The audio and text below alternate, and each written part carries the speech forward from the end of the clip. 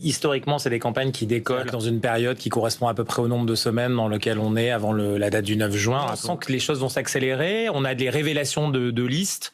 Ça joue pas beaucoup parce que quand on voit ce qui sort dans les listes, là, je suis pas certain que ça bouge les lignes. On lit qui sont ces gens et on se poser la question de savoir que vont-ils faire au Parlement européen, sur les enjeux européens pour ce continent.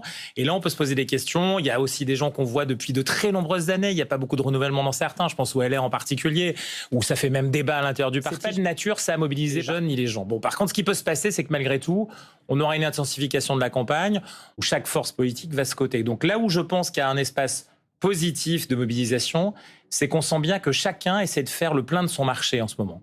Et en tout cas, essaie de faire un vrai travail de marketing politique, non pas de conquête au-delà de son propre marché, mais à l'intérieur de ses propres géographies et de ses propres cibles. Et ça, c'est peut-être une bonne nouvelle pour essayer d'aller chercher celles et ceux qui, pour chacun d'entre eux, ne viennent pas pour l'instant.